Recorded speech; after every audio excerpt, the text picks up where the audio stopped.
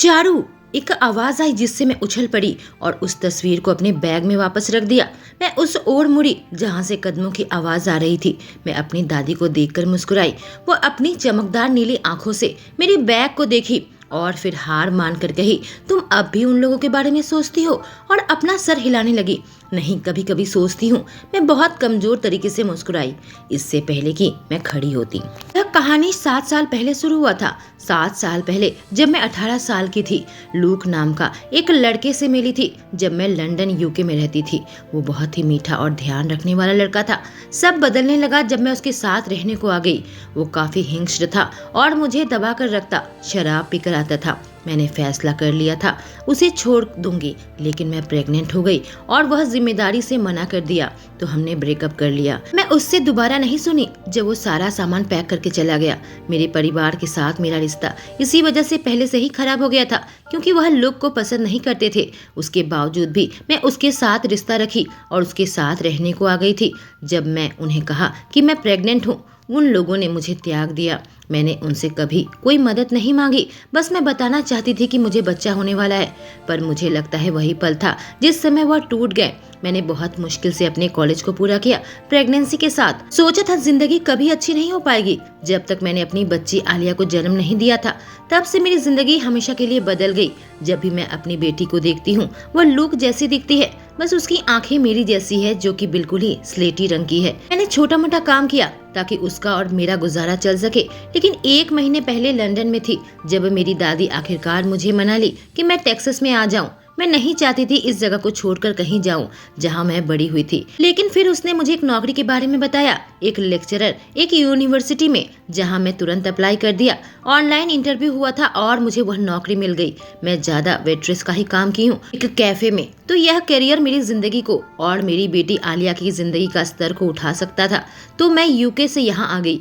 1 हफ्ते पहले मैं डैलस टेक्सास में आई हूँ, जो कि मेरा नया घर है। कोई चीज की फिक्र करने की जरूरत नहीं है। यहाँ पड़ोसी बहुत अच्छे हैं और तुम लोग यहाँ सुरक्षित रहोगे, मेरी दादी मेलिंडा ने मुझसे कहा। मेरी दादी को इस बात से नफरत है कि मेरे डैड ने मुझसे रिश्ता तोड़ दिया और प्रेगनेंसी के दौरान मुझे जरा भी सहारा नहीं दिया, खासकर तब जब उन्हें लुक के बर्ताव के बारे में पता चला। डैड कभी भी दादी को मेरी जानकारी नहीं देते थे। मेरी दादी को कुछ भी पता नहीं चला था जब तक एक बच्ची का जन्म नहीं हुआ। 2 साल पहले दादाजी गुजर गए और वह यहाँ पर अकेली रहती है।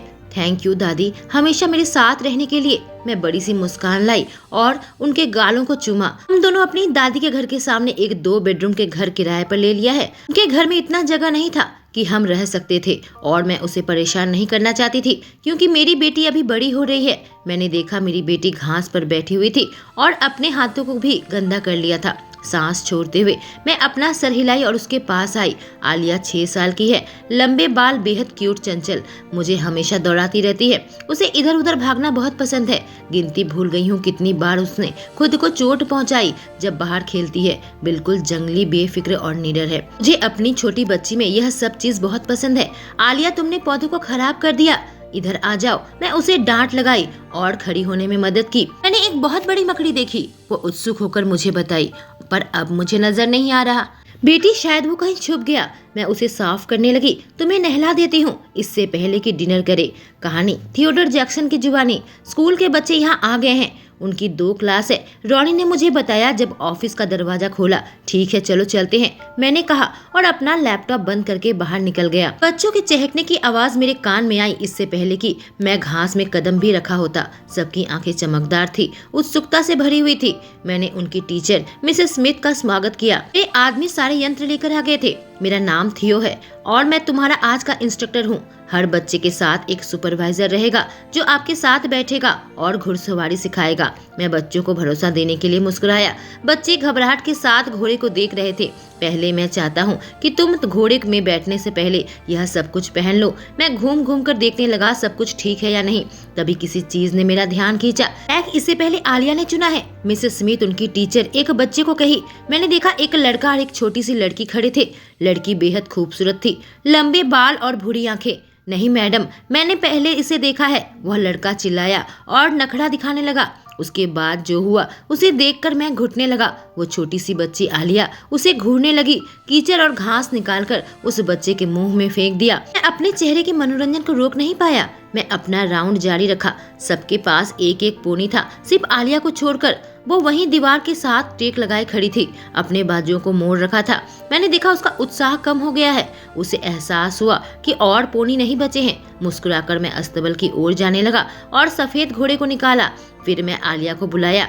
क्या यह मेरे लिए है? वो कही। हाँ, तुम्हारे लिए है, इसका नाम क्रिस्टल है, मैंने कहा। आलिया खुशी से फूले नहीं समाई।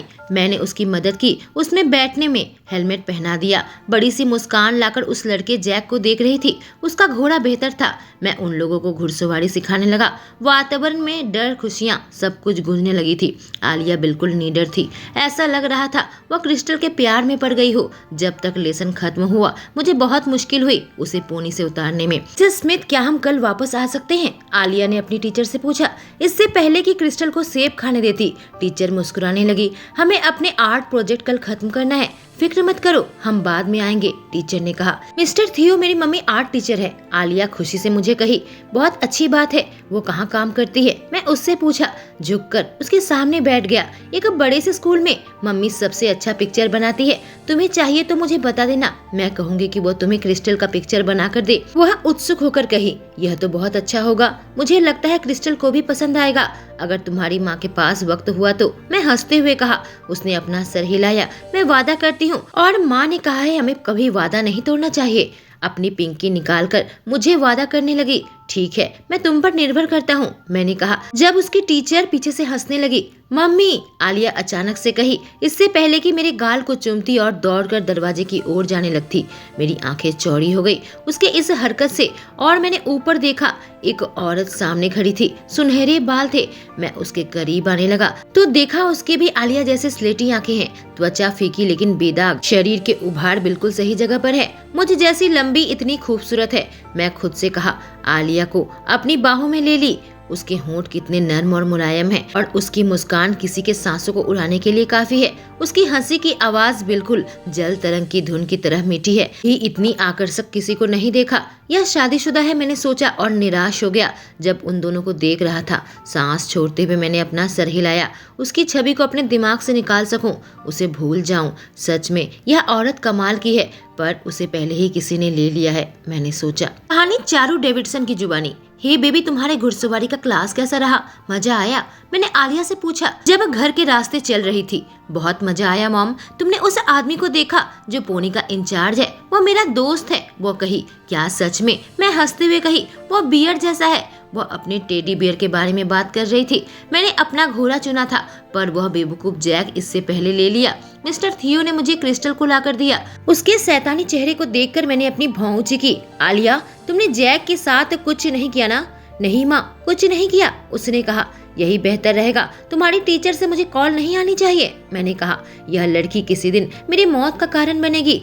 हम अपने हफ्ते की शॉपिंग कर चुके थे। जब तक घर पहुंचे आलिया भीख मांगने लगी कि आसपास चले।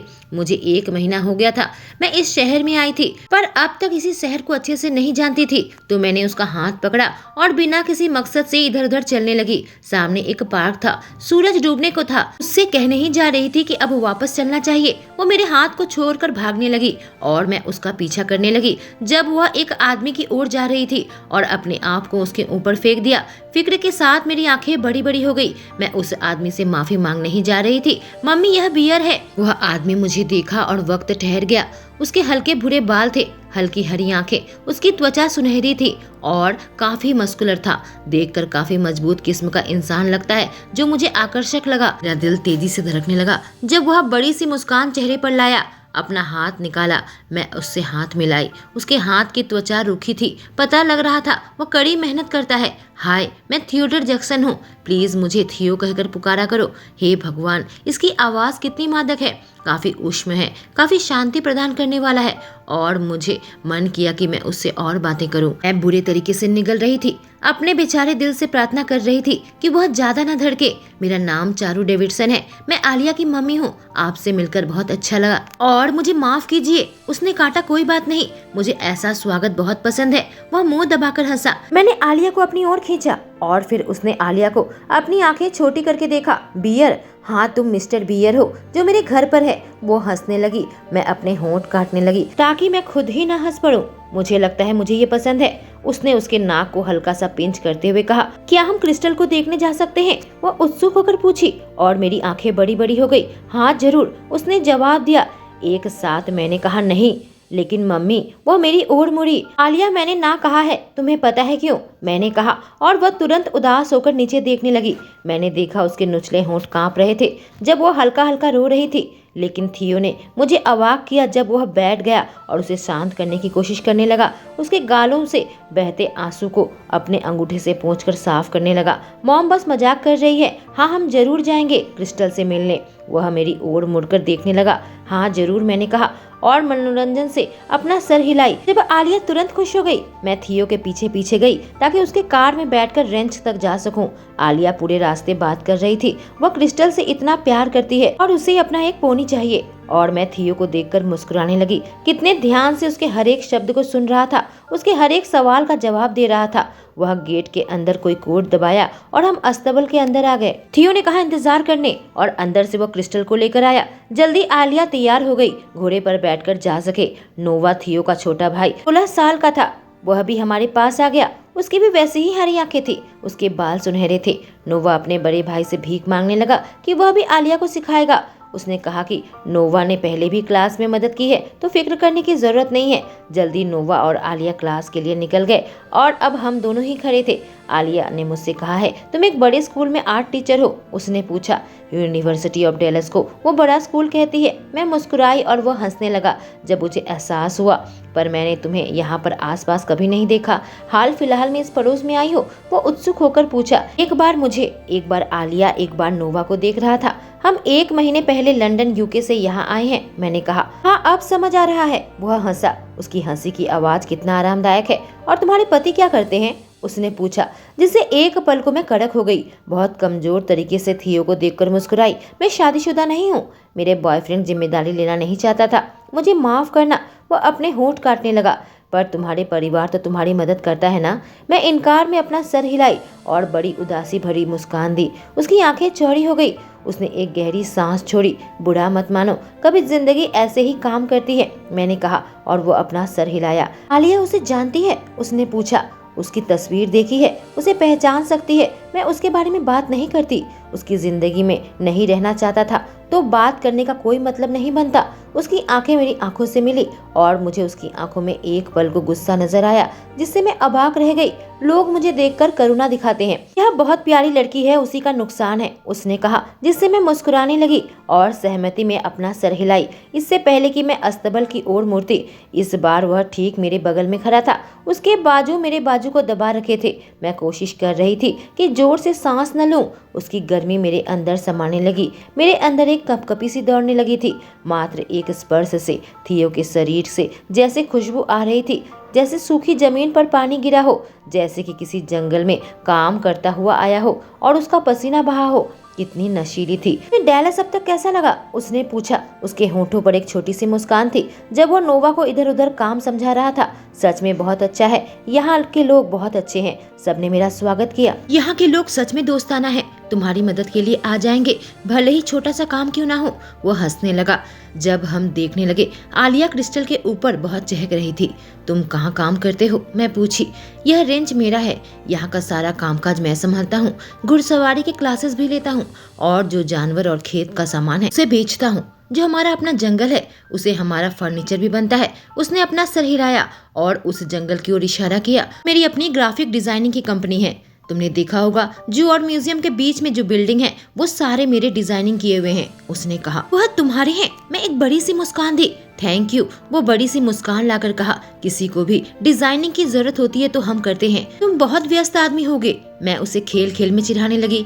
आराम करने का भी वक्त नहीं मिलता है। अच्छी जिंदगी है तो कोई शिकायत नहीं। उसने एक संतुष्टि की मुस्कान दी और उसके बाद हम अगल बगल में काफी देर तक चलते रहे। समय ऐसे ही बीतता चला गया। हमने ध्यान ही नहीं दिया।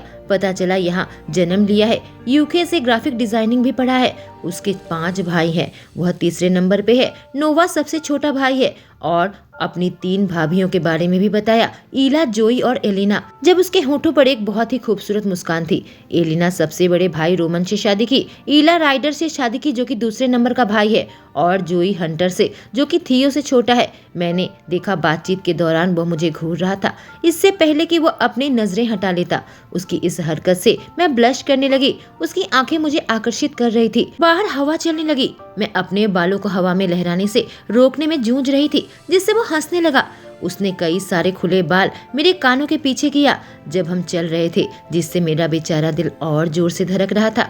तो हंटर के बाद जुड़ा है, यूके में रहता है, और फिर नोवा है, सही कहा ना? मैंने पूछा। तुम्हारी याददाश्त काफी अच्छी है। वो हल्का सा हंसा। और तुम्हारे भाई बहन हैं? वह पूछा। हाँ, एक बड़ा भाई और 2 छोटी बहन है, पर हम लोग अलग हो गए। बहुत दुख की बात है, इसलिए मैंने उनके बारे में बात नहीं करती, मैंने कहा। जब सांस छोड़ी, एहसास हुआ मेरे पास बस दुख भरी कहानी है। मैं जानती हूँ उसे समझ आ चुका था। मैं अपने परिवार के बारे में बात नहीं करना चाहती, तो उसने इससे जाने दिया। और उसके बाद उसने ऊपर देखा और घने बादल को देखे। मैं बिल्कुल बिदक उठी, उससे चिपक गई जब बादल जोर से गरजा और उसने मुझे बाहों में थाम कर संभाला। मैं फिक्र की दृष्टि से आलिया को देखने लगी। उम्मीद करती हूँ इस बिजली की गरज से वह पूनी घबरा न गया हो। थियो को देखकर लगा कि वह कोई जोखिम नहीं उठाना चाहता। ठीक है आलिया, चलो अब क्रिस्टल को हम अंदर शेड में डाल देते हैं, इससे पहले कि तूफान आ जाए। उसने आलिया को गोद में उठाया और नीचे उतार दिया, और मैं आलिया की हेलमेट उतारने में मदद की। चलो अब घर जाने का वक्त आ गया है, मैंने उससे कहा। थियो के पीछे पीछे अस्तबल की ओर जाने लगे। चारू, अभी तूफान आने को है, मुझे तुम्हें घर ड्राइव करके पहुंचाने दो, उसने जोर डाला जब आसमान के घने बादल को देख रहा था। ठीक है, मैं सर हिलाई। थैंक यू थियो, मैंने कहा। उसने अपना सर हिलाया इससे पहले कि हम उसकी कार की ओर जाते। मैंने थियो को अपने घर का रास्ता बताया।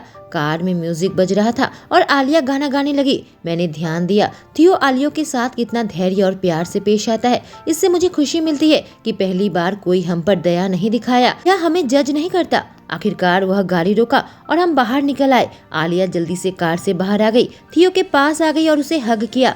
क्या मैं तुमसे दोबारा मिल सकती हूँ थियो? वो काफी उत्सुक होकर पूछी। वह अपना सर पीछे करके जोर जोर से हंसने लगा। तुम कभी भी मुझे रेंच में आकर मिल सकती हो, वादा करो पहले अपनी मॉम से बताओगी। मैं नहीं चाहता तुम्हारी मॉम मुझ पर गुस्सा हो जाए। वह आलिया को देखकर आंख मारा और आलिया हंसने लगी और मैं अपनी आंखें घुमाने लगी। ठीक है जरूर, गुड नाइट थियो कहकर उसके गालों को चूमी।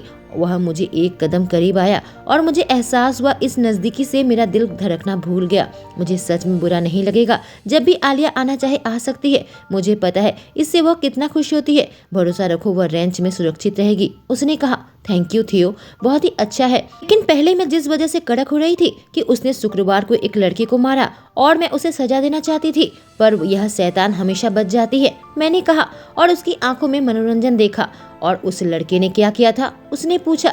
उसको चिढ़ा रहा था, उसका लंच नीचे जमीन पर गिराने की कोशिश की, लेकिन मैंने कहा तब तो कोई बात नहीं, कोई सजा की जरूरत नहीं है। उसने कहा फिक्र मत करो, मैं भी स्कूल में इतना ही बुरा था। वह बड़ी सी मुस्कान लाकर कहा। क्या सच में? मैं उत्सुक होकर पूछी। उसने एक नखरे की मुस्कान दी और मेरे और करीब आने लगा। मैं कांपने लगी जब उसका हाथ मेरे हाथों से स्पर्श हुआ। एक हसीन सिहरन मेरी रीढ़ की हड्डी से नीचे उतरी। चुपचाप खड़े होने के लिए मैं जूझ रही थी। बहुत समय लगेगा इसे बताने में, उसने कहा। मेरे पास वक्त है, मैंने जवाब दिया और खुद को कोसने लगी। जाने मेरे बारे में यह क्या सोचेगा? क्या मैं अभी इसे यह कही? कितनी शर्मिंदगी हो रही है। एक बार फिर उसके चेहरे पर एक बड़ी सी मुस्कान आई। उसकी आंखें एकदम प्रज्वलित होती। कितना हैंडसम है। कैसा रहेगा अगर अगले शनिवार को बताऊं तो डिनर में, उसने कहा। डेट की तरह? मैं हकलाने लगी। एहसास हुआ मेरे गाल गर्म होने लगे थे। हाँ, डेट की तरह चारू, वह फुसफुसाया। वह अपने हाथ मेरे सुनहरे बालों तक लेकर आया, जैसे कि खुद को रोक नहीं पा रहा था। जब जवाब का इंतजार कर रहा था, मैं अपने होंठ काटने लगी जब उसके होंठों में से मेरा नाम निकला। मैं चाहती थी बार बार वह मेरा नाम ले, उत्सुक भी थी और घबरा भी रही थी। मैं सहमति से अपना सर हिलाई और वह बड़ी सी मुस्कान चेहरे पर लेकर आया। अपने होंठों से मेरे हाथ को पकड़कर चूमा। ठीक है, फिर एक डेट है। फिलहाल मैं अपने वार्डरोब के पास खड़ी खड़ी सोचने की कोशिश कर रही थी कि मैं कौन सा कपड़ा पहनूं। आज मेरी थियो के साथ डेट थी। कुछ दिन पहले ही शहर में हम एक दूसरे से मिले थे। उसने मेरा नंबर मांगा और मैंने उसे दे दिया ताकि वह डेट के बारे में मुझे जानकारी दे सके। आज सुबह उसने मुझे टेक्स्ट मैसेज भेजा था, कहा कुछ फैंसी पहन कर आना। सोचने लगी एक बहुत बड़ा रेस्टोरेंट होगा। माँ तुम बहुत ज्यादा समय ले रही हो, आलिया पीछे से गरजी और फिर एक ड्रेस को पकड़कर कहा इसे पहनो। उसकी हरकत को देखकर मैं हल्की सी हंसने लगी। उसे निकाला तो यह एक सुनहरे पीले रंग की ड्रेस थी जो कि थाई के बीचों बीच आ रही थी। लंबे बाजू जालीदार थे, काफी खूबसूरत था। मेरी बेटी वहीं पर खड़ी थी। ठीक है बेबी, मैं इसे ही पहनती हूँ। वह खुश हो गई। मैं हंसने लगी, चुप करो। उसके गालों को चूमा। वह बाहर चली गई ताकि मैं तैयार हो जाऊं। नहाकर अपने बाल सुखा लिए और फिर यह कपड़ा पहन लिया। मेरी नजर स्ट्रेच मार्क पर पड़ी जो प्रेगनेंसी की वजह से हुई थी और मैं अपने होंठ घबराहट से काटने लगी। अपने एक्स बॉयफ्रेंड के अलावा मैं कभी किसी के साथ नहीं सोई। थियो के साथ सीरियस होना, वह मेरे शरीर को देखेगा यह सोचकर मैं घबराने लगी थी। पर मैं अपने प्यारी बेटी के बारे में सोचने लगी जिससे मेरा विश्वास वापस आया। अपने ख्यालों को दूर झटक दिया और वह कपड़े पहनकर मैं अपने बालों को खुला छोड़ दिया। हल्का सा मेकअप किया, अपना फोन और जल्दी से सामान लेकर मैं हील पहन लिए। मेरी दादी अंदर आ गई। वाह चारू, तुम बहुत प्यारी लग रही हो। वह इंसान सच में बहुत ही किस्मत वाला है। वह आंख मारी और मैं अपनी आंखें खेल खेल में घुमाने लगी। थैंक यू दादी। 5 मिनट के अंदर ही थियो आ गया। मैं आलिया को दादी के साथ छोड़कर दरवाजे की ओर गई। दरवाजा खुला तो मेरी आंखें चौड़ी हो गई। वह एक नेवी ब्लू कलर का सूट पहना था, सफेद शर्ट और काले जूते। उसकी लुहावनी हरी आंखें मेरे शरीर के हर एक हिस्से में तैर रही थी। इससे पहले कि मेरी आंखों से मिलती उसके खूबसूरत होठों में एक बहुत प्यारी सी मुस्कान आई। एक फूलों का गुलदस्ता निकाला। हे शोना, वो मेरे कपड़ों के रंग को देखकर मुस्कुराया जिससे मैं हंसने लगी। यह तुम्हारे लिए। मैं काफी अबाक रह गई जब उस फूल को पकड़ाया। एक छोटा सा बुके भी पकड़ाया। मैं काफी कंफ्यूज होकर उसे देखने लगी। यह आलिया के लिए है। उसकी उदारता ने मेरे दिल को छू लिया। मेरे चेहरे पर एक बड़ी सी मुस्कान आ गई। थैंक यू, यह बहुत खूबसूरत है। तुम अंदर आना चाहोगे जब तक मैं यह वास में रखूं? हाँ जरूर। उसने अपना सिर हिलाया और मेरे पीछे पीछे आ गया। फिर उसने अपना हाथ बढ़ाया और मैंने अपने हाथ उसके हाथों में दे दिए। उसने मुझे और करीब खींच लिया। आज तुम बेहद खूबसूरत लग रही हो चारू, उसने कहा। मैं शर्माने लगी। थैंक यू, तुम भी बहुत हैंडसम लग रहे हो। वह हंसने लगा और अपना सर हिलाया। मैंने देखा उसके साथ बात करना बहुत आसान है। अजीब सी खामोशी नहीं रहती। हम एक बहुत ही क्लासी रेस्टोरेंट में आए। अपना ड्रिंक ऑर्डर किया। क्या तुम यहाँ कभी आए हो, मैं पूछी। नहीं, इसलिए मुझे बहुत समय लगा कि मैं कहाँ लेकर जाऊँ। उसने एक बड़ी सी मुस्कान के साथ कहा। खाना बहुत अच्छा है। आपस में खाना खाने लगे, बातें करने लगे। उसने पूछा तुम्हारा और कोई रिश्तेदार यहाँ पर रहता है क्या? बस मेरी दादी रहती है जो कि स्कूल के पास रहती है। बाकी जितने भी रिश्तेदार हैं यूरोप और एशिया में रहते हैं। दादाजी का जन्म टेक्सास में हुआ था। रिटायरमेंट के बाद वो यहाँ वापस आ गए थे। मुझे लगता है कि वो अब नहीं रहे। वो अपने होठों को काटता हुआ पूछा। मैंने अपना सर हिलाया। तो अब वह कैसा कर रही है? बेहतर है, अब हम यहाँ पर आ गए हैं। उसके बाद वह अपनी शरारतों के बारे में बताने लगा। उसकी बातों को सुन रही थी। ऐसे 6 भाई बचपन में शरारत करते थे। जुड़ा बहुत ही विरोधी था और मम्मी पापा ने हार मान ली थी। वह कहा। उसने ऐसा क्या किया? मैं खाना खत्म करती हुई कही। वह बिल्कुल पागल है। हमारे स्कूल ज्वाइन किया। उसे लगभग धक्के मार कर निकाल दिया गया था। स्कूल के मैदान को जू बना दिया था हमारे रेंज के जानवरों से। स्कूल की बिल्डिंग को पर्पल कलर और पिंक कलर में पेंट कर दिया था। फुटबॉल के मैदान में उसने पार्टी रख दी थी। थियो बताने लगा। मुझे उम्मीद है स्टाफ को छोड़कर बाकी लोग उसे पसंद करते होंगे। मैंने कहा हाँ बिल्कुल, उसकी पूजा करते थे। उसने उपहास किया। हर साल प्रॉम का किंग बनता था। लड़कियां खुद को उसके सामने फेंक देती है। लड़के कोशिश करते थे कि उसके दोस्त बने रहें। एकदम बुरा लड़का था। स्पोर्ट्स और पढ़ाई में बहुत अच्छा था। उसने बताया। हम वहाँ से बाहर निकल गए। हम शहर में चल रहे थे।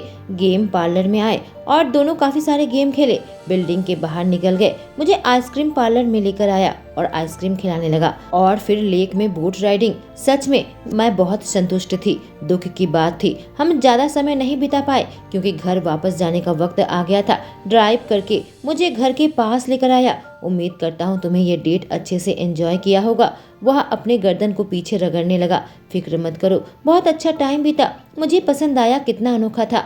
क्या इतना पसंद कि दोबारा मेरे साथ दूसरे डेट पर चलो? वह पूछा और उम्मीद भरी नजरों से मुझे देखने लगा। हाँ मुझे खुशी होगी। मैं मुस्कुराई। उसे विश्वास दिलाने के लिए उसका हाथ हल्का सा दबाई। वह मुझे अपने थोड़े और करीब खींच लिया जब तक मेरा शरीर उसके शरीर से दब गया था। उसकी आंखों की गर्मी मुझे ऊष्मा प्रदान कर रही थी। मुझे महसूस हुआ वो अपने अंगूठे से मेरे हाथ के पीछे हल्का हल्का रगड़ रहा था। उसकी दृष्टि बार बार मेरी आंखों और होठों के बीच में तैर रही थी। इससे मेरे दिल तेजी से धड़कने लगा और कुछ नहीं चाहती थी, बस उसके होठों को अपने होठों में चाहती थी। मुझे चलना चाहिए, वह बड़बड़ाया, जिससे मेरे होठों पर एक छोटी सी मुस्कान आई। सर को थोड़ा सा हिलाई, जिससे हमारे होंठ अब बस थोड़ी ही दूरी पर थे। चलती हूँ, मैं फुसफुसाई। मैं मुड़कर जाने लगी कि उसने मेरा हाथ पकड़ा और मुझे अपने ओर घुमाया। शायद अभी वक्त नहीं आया है। मैंने अपने हाथ को तुरंत उसकी गर्दन पर रख दिया और उसने अपने हाथों से मेरी कमर को पकड़ लिया। मेरे बालों से खेलने लगा। मेरे अंदर मानो बिजली सी दौड़ने लगी। उसकी आंखों में मैं खुद को खोने लगी थी, जिसमें मुझे हर तरह के जज्बात नजर आ रहे थे, जैसे कि खुली खिड़की हो। उसकी नजरें मेरे होठों पर आई और मैं भी खुद को वैसा ही करता हुआ पाया। होंठ बहुत ही नर्म और मुलायम लग रहे थे और मैं उसके स्वाद के लिए तड़पने लगी। क्या मैं तुम्हें किस कर सकता हूँ? उसने अनुमति मांगी और ठीक उसी समय मैं भी वही कह पड़ी। मेरी आंखें बड़ी बड़ी हो गई, इससे पहले कि दोनों हंसने लगे। उसने मेरे गालों में अपना हाथ रखा और मुझे करीब किया। मेरे होठों को चूमने लगा। सुख से आंखें बंद हो गई जब वह बहुत ही नाजुक तरीके से मुझे चूमने लगा। उसने मुझे जुनून और जल्दबाजी भी नजर आई, जैसे कि पूरी रात इस पल का इंतजार कर रहा था। अपने जीभ को उसके निचले होठों में चलाने लगी, जिससे वह किस के बीच में मुस्कुराया और मुझे अंदर आने दिया।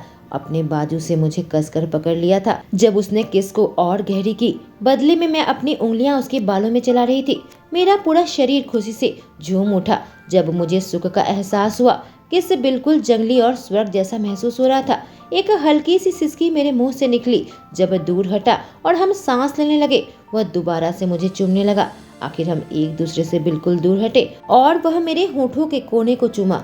वह अपने नाक को मेरे नाक के ऊपर रगड़ा। उसके हाथों से निकल रही गर्मी मुझसे दूर जाने लगी जब उसने मुझे छोड़ दिया। काश मुझे थोड़ी देर और पकड़ता। गुड नाइट चारू, वह कहा। गुड नाइट थियो, मैं मुस्कुराई। ऐसा लगा मैं आसमान में तैर रही हूँ। वह इंतजार करता रहा जब तक मैं घर के अंदर प्रवेश नहीं की। सच में थियो ने मुझे बहुत ही अच्छा महसूस करवाया। मैं और आलिया पार्क में आए हुए थे। वो साइकिल चला रही थी, मैं बैठकर कुछ तस्वीर बना रही थी कि तभी एक जाना पहचाना चेहरा मुझे नजर आया। कानों में हेडफोन लगाया था, बाल उलझे हुए थे। लोग उसका स्वागत कर रहे थे। इससे पहले कि उसकी हरी आंखें मेरी स्लेटी आंखों से मिलती, तुरंत उसके चेहरे पर एक हैंडसम सी मुस्कान आई। मैं कुछ नहीं कर सकी, उसी की नकल करने लगी। तुरंत मेरे करीब आने लगा और मेरे गालों पर अपना हाथ रखा। क्या मैं ब्लश करने लगी और शर्मा कर अपना सर हिलाई। मैं पूछने की जरूरत नहीं है, मैं कही। अच्छी बात है, वो बड़ी सी मुस्कान के साथ कहा, इससे पहले कि मुझे चूमता। हम दूर हटे। वह मेरी तस्वीर को देखकर कहा, तुम तो काफी टैलेंटेड हो। थैंक यू, मैं बड़बड़ाई। मेरी भी एक स्केच बना दो, उसने कहा। मैं ऐसा ही करने लगी जितनी जल्दी हो सके। मैं नहीं चाहती थी वो बेचारा खड़ा रहे। कई बार झांक कर देखने की कोशिश की, पर मैं उसे छुपाती रही। अचानक से मेरे करीब आ गया और मुझे धीरे धीरे चूमने लगा। मैं खुद को रोक नहीं सकी, मुझे और चाहिए था। मैंने आलिया को देखा जो खुशी खुशी बच्चों के साथ खेल रही थी। मैं उसकी तस्वीर पूरी करके उसे दिखाई और उसकी आंखें बदले में बड़ी बड़ी हो गई। यह कमाल का है, तुमने यह कितनी जल्दी बना दिया। वो हंसने लगा। बुरा तो नहीं मानोगी अगर मैं इसे रख लूं तो? वह पूछा। जरूर रख लो, मैं नहीं चाहती लोग सोचे मैं तुम्हारी दीवानी हो गई हूँ। मैंने मजाक किया और वो हंसने लगा। विश्वास करो, मुझे बुरा नहीं लगेगा अगर तुम ऐसा करोगी तो, वह एक कुटिल मुस्कान देते हुए कहा। मैं अपनी आंखें घुमाने लगी। तुम एक फ्लर्ट हो, मैं बड़बड़ाई। सिर्फ तुम्हारे लिए सोना, उसने कहा। कुछ ही देर में मेरी बेटी आ गई और दोनों हंसी मजाक में लग गए। इससे पहले कि थियो मेरी कलाई पकड़ लेता, वह दोनों मुझे गुदगुदी देने लगे। जल्दी से मैं खड़ी हो गई और भागने लगी। मम्मी आपको पकड़ लेंगे, आलिया पीछे से चिल्लाई। हम तीनों जब बेहद थक गए थे, साथ रेस्टोरेंट में आकर खाना खाए। आलिया अब धीरे धीरे घुड़सवारी सीखने लगी है। मुझे लगता है उसकी माँ को भी सीखना चाहिए। थियो ने एक नखड़े की मुस्कान दी जब अस्तबल में थे। मेरी आंखों में देखा, मेरी आंखें चौड़ी हो गई। बिल्कुल भी नहीं, मैं घोड़े पर नहीं बैठने वाली। वह जोर जोर से हंसने लगा। तुम डर रही हो, घबराओ मत, मैं तुम्हारे साथ बैठूंगा। मुझे विश्वास दिलाया और चूमने लगा। मैं उसके बाहों में फिर से पिघलने लगी। मुझे घोड़े पर बैठने में मदद की और फिर मेरे पीछे आकर बैठ गया। काफी सुरक्षित तरीके से मेरे शरीर को थाम लिया। मेरे पेट में तितलियां नाचने लगी जब उसके शरीर की गर्मी मेरे अंदर समाने लगी। धीरे धीरे उसके शरीर के खिलाफ आराम से बैठी हुई थी। जब हम जंगल के रास्ते आ गए, आसपास के सीन को देखकर मेरी आंखें बड़ी बड़ी हो गई। एक लेक था, चारों ओर पेड़ पौधे थे, तरह तरह के फूल खिले हुए थे। पानी के किनारे पिकनिक का इंतजाम किया था। जगह बहुत पसंद आया, कितना रंग बिरंगा है। मैं बड़ी सी मुस्कान के साथ कही। वाइन पियोगी? उसने पूछा। नहीं थैंक यू, मैं नहीं पीती। मैं अपना सर हिलाया। नहीं पीती हो या एक दिन पीना छोड़ दिया? उसने पूछा। बिल्कुल भी नहीं पीती। मेरा एक्स बहुत ज्यादा शराब पीकर कंट्रोल करने की कोशिश करता था। शराब ने उसे क्या बना दिया था। मैंने कभी शराब नहीं पी। मैंने उसे बताया। क्या करता था? उसकी आंखें छोटी करके पूछा। मुझ पर चिल्लाता था, मुझे जमीन पर धक्का देता जब मैं उसकी बात नहीं मानती थी। दोस्तों के सामने मेरे साथ गलत हरकत करता था, मुझे किनारे करता था, अपनी ताकत दिखाकर डराता धमकाता। मैंने कहा और देखा, उसने अपनी मुट्ठियों को भींच रखा था और गुस्से से उसका जबड़ा टाइट हो गया। मैं सांस छोड़ते हुए पानी की ओर देखी। अचानक से मुझे हल्का महसूस हुआ। मैं उससे ब्रेकअप करना चाहती थी क्योंकि रिश्ता काफी खराब हो गया था। तब मुझे पता चला मैं प्रेग्नेंट हूँ। यह सब बताते बताते यादें मुझे आने लगी। कितनी मुश्किल साल मैंने गुजारे थे उस समय और उसके बाद। जब मैं थियो की ओर देखी, वो बहुत ही कांपते हुए मुस्कुराया। कुछ कर नहीं सका, मुझे अपने गोद में बैठा लिया और कसकर पकड़ लिया। मैं संतुष्टि की सांस छोड़ी जब उसके सीने में अपना सर रखकर मैंने अपनी आंखें बंद कर ली। मुझे नफरत है, तुम्हें इतना सब कुछ झेलना पड़ा, वह बड़बड़ाया और मेरे बालों में हल्के हल्के अपने हाथ चलाने लगा। अगर तुम आगे जारी ना रखना चाहो तो कोई बात नहीं, उसने कहा। तुम्हें मुझे सब बताने की जरूरत नहीं है चारू, वह बोला। नहीं, तुम्हें जानने का हक है कि मैं किस दर्द के बोझ को ढो रही हूँ। इससे पहले कि हम और गहराई में चले जाएं, मैंने कहा। उसके लिए देर हो गई है, वह फुसफुसाया।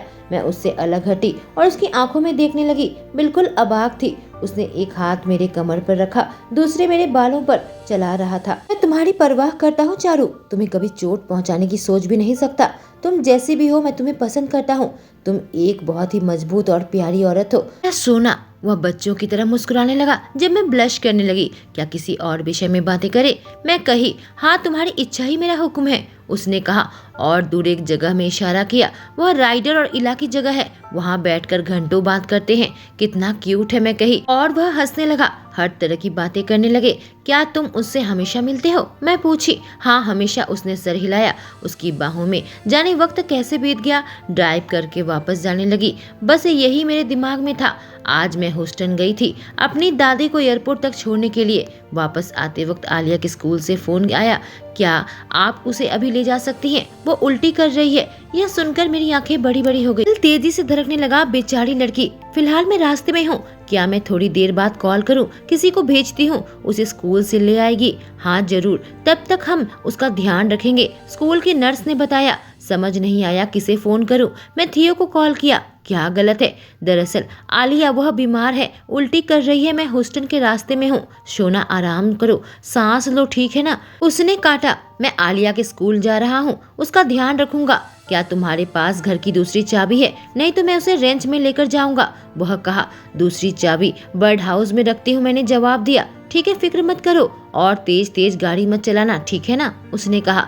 मैं घर का दरवाजा खोली और अंदर आई। टीवी की आवाज आ रही थी। आलिया की सबसे पसंदीदा डिज्नी मूवी चल रही थी। अंदर आकर देखी आलिया थियो दोनों सोफे में सो रहे थे। मेरा दिल खुशी से फटने को था। कितना क्यूट लग रहे थे। जल्दी से उनकी तस्वीर ले ली। थोड़ी देर बाद वह दोनों उठे, मेरे चिबुक को पकड़ा और अपने होंठ मेरे होंठों पर रख दिए। उसमें पिघलने लगी। की पकड़ बहुत मजबूत पर इतनी आरामदायक है। शुरू शुरू में किस बहुत मीठी थी, लेकिन उसके बाद वह उग्र होता चला गया, जैसे कि हमें दुनिया की परवाह नहीं है।